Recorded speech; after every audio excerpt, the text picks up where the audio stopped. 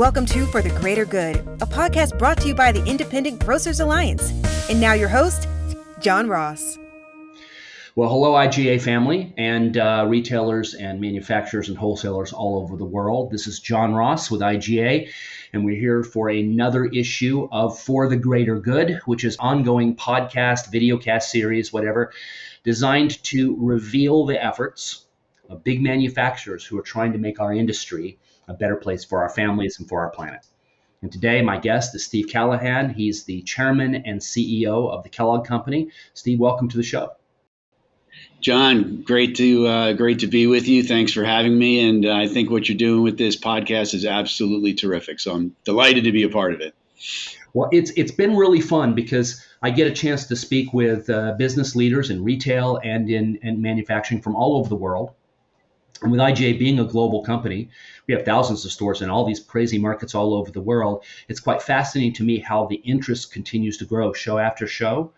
So it shows that retailers are interested in what manufacturers are doing, and it proves that the entire industry is really pulling for some real progress against global initiatives. And I know Kellogg's has made a lot of progress against a bunch of your initiatives. We'll talk about that as we go along. But I thought maybe you could kind of introduce yourself.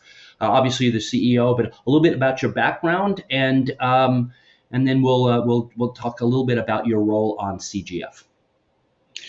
Yeah, so my background, I've been in consumer goods my entire career. Right out of college, I went to Northwestern University and started with the Gallo Winery, carrying a sales bag. So I've been working in consumer goods. Been delighted and blessed to work in on some of the best brands in the world. And now with Kellogg, it's really my dream job. In terms of me personally, I'm originally from New York, and so lost the New York accent a long time ago. But my passion really is my family. I have 4 kids, mostly grown now. The youngest just went off to college, so we're learning this empty nester thing. But we get together often. We travel together. We spend a lot of quality time together. So very, very passionate about my family. Also sports, love sports, love to participate in sports as well. I just ran my 10th marathon, the Chicago Marathon. Wow. I did that with my daughter, one of my daughters. It was her first marathon. It was my 10th. And so, we do a lot of stuff together. So love what I do at the Kellogg Company, but I love what I do outside as well.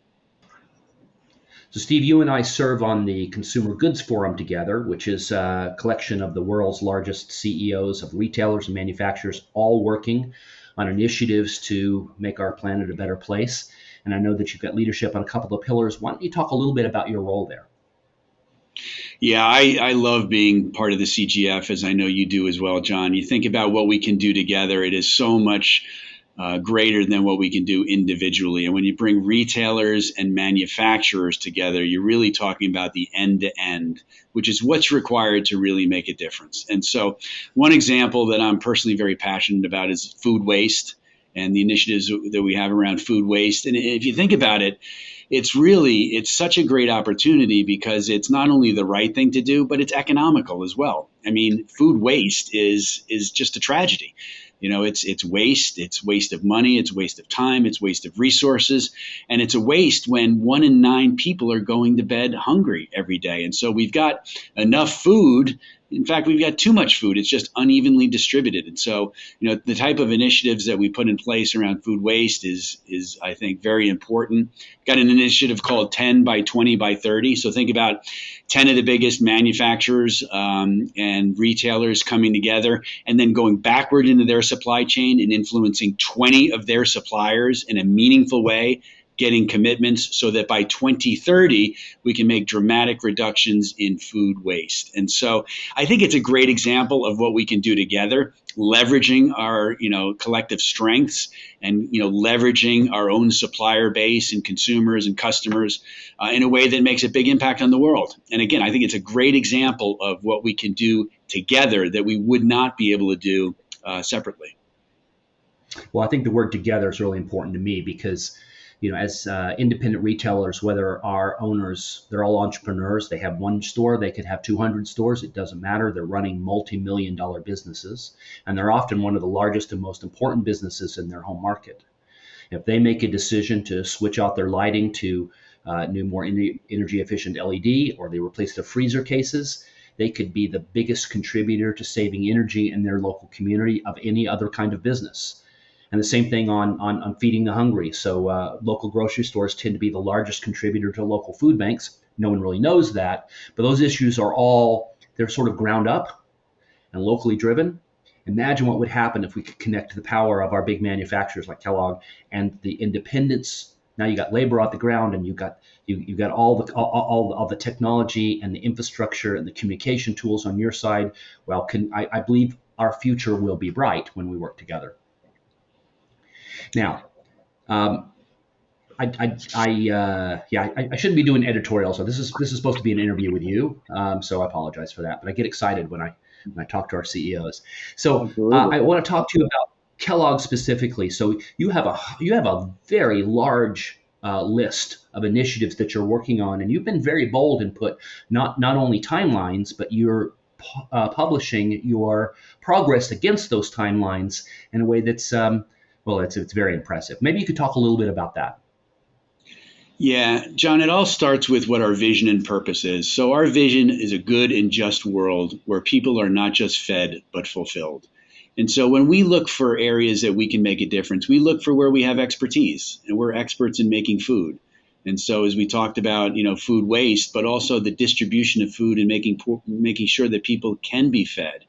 And so we invest in our farmers and making sure that our farmers are making food in the most productive and efficient ways possible, but also that provides livelihood for themselves and their families. So we've got big farmer initiative, primarily focused against smallhold farmers, so they can produce crops that each and every year are more and more efficient and therefore more effective in helping, them feed their own families. We have something called the Better Days Promise. So by 2030, this support for farmers, we aim to impact 1 million farmers by 2030. Already by 2015, we'd had 500,000 farmers. So we're making really good progress there. In terms of reduction of waste, we've got a number of initiatives around waste and how we reduce waste. We've got a program that we just kicked off actually a few weeks ago called Ingrained, and it's working with our rice growers down in the Mississippi Delta to take energy out of the whole process by which we harvest our rice, and it's making a huge impact. And most importantly, it's scalable. And so there's a number of initiatives that that we have in place, but it all comes back to the same thing. We're experts on food and the distribution of food. So how we can make food more efficiently, more effectively, therefore supporting our farmers, but then also supporting our customers and our consumers. You have to find those areas where there's strategic overlap and your capabilities really come into play. And that's where the magic happens. That's where you can really make a difference. So it's so interesting to me. I hear the way you talk, and I think there's a lot of misunderstanding about the word sustainability. It's one of those words that's so big, and it sometimes might appear to be, a radical left agenda that's not going to have a pragmatic effect on your business. And in fact, sustainability issues might get in the way of being able to run your business. You don't see it that way at all. You see it as actually a smart way to go forward. I do. And John, if you think about what's important to consumers these days, sustainability is important.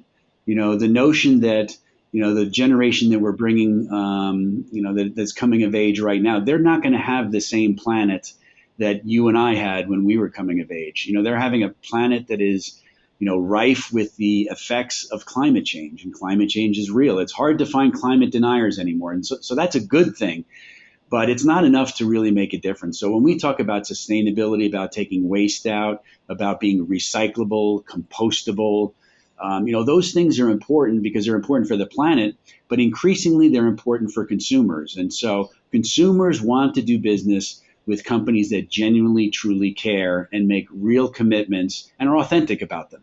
And so I think that's a very positive thing. And I think this next generation, whatever you want to call them, the millennial generation, is really going to continue to make demands of companies that, companies are going to have to step up and really authentically commit to making the world a better place, commit to sustainability in ways that are real. And I think that's a good thing. So you and I both have college-age daughters. I think mine's a sophomore at St. Joseph's, and she's working in the food, or she's studying the food marketing program there, which is pretty cool because the kids actually get to work for a wholesaler and a retailer and a manufacturer in their 4 years. So they come out with a very pragmatic view of the world.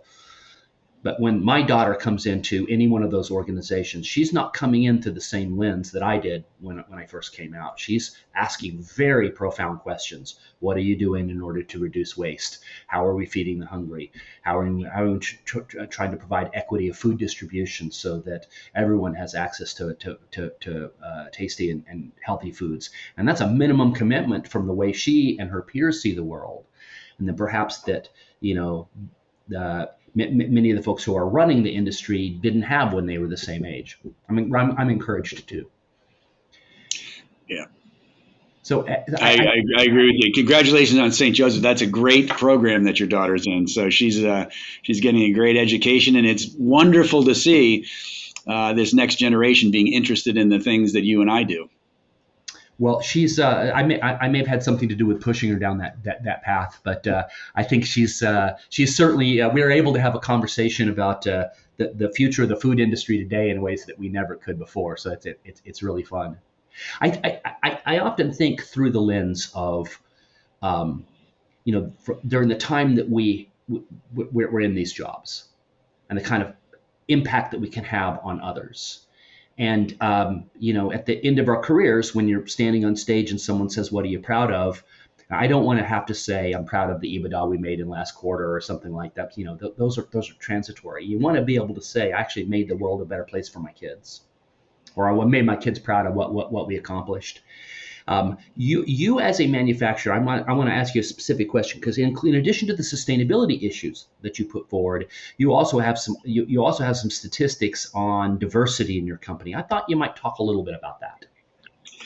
Yeah, so diversity is hugely important, and for a company like ours, like IGA, we really want to represent the consumers that we serve. We want to look like them. We want to understand them.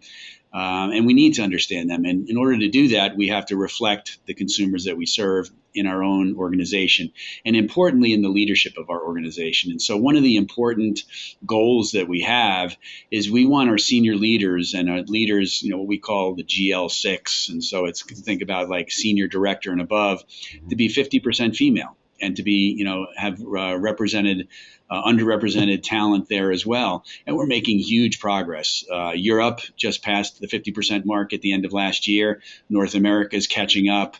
Asia Pacific's very close. And so it's really important for us because, again, it's the right thing to do, but it's a smart thing to do. I mean, if there's a bunch of white males my age sitting around a room deciding what a Latinx mom needs to buy for her kids, we have lost the plot.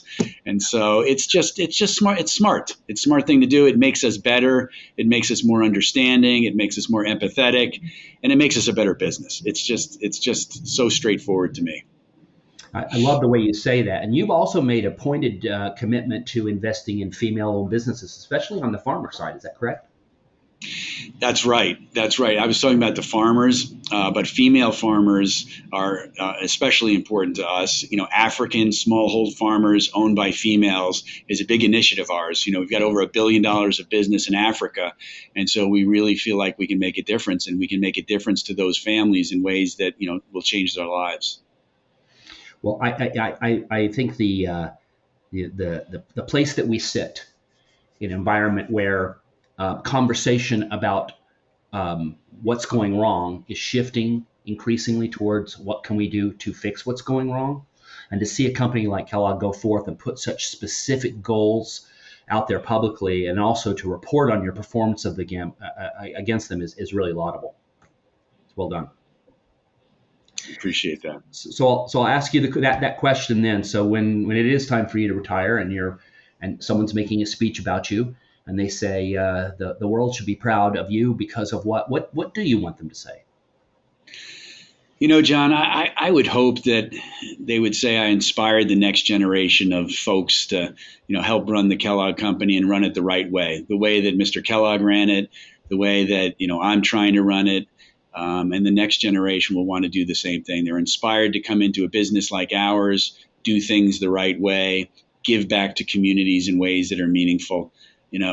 Just, be successful. Obviously, you want your business to do extremely well, but you wanted to do it the right way. The how is just as important as the what. And, that's what, at the end of the day, I think I'd appreciate if people appreciate it about me. The how is as important as the what. I love that quote. That's great. Well, listen, you have been great. We're going to include links in the show notes to some of your initiatives, including your Better Days webpage. So any of our members who are interested in what you're doing can take a look at it. And by the time we do a lap of this, because I've got a bunch of retailers to do on this show as well, by the time we do a lap, hopefully we'll be able to report how IGA retailers and your company are working on some of these initiatives together and perhaps accelerating to hit some of these goals. Awesome. That's great. Well, thank you so much for being on the show. IGA family, thank you. All the links will be in the show notes for curiosity. And please like the show on your favorite podcast service, however you get it, and forward it to your friends and family. Our audience continues to grow and grow and grow, and we appreciate everyone sharing the content of this show. Thank you.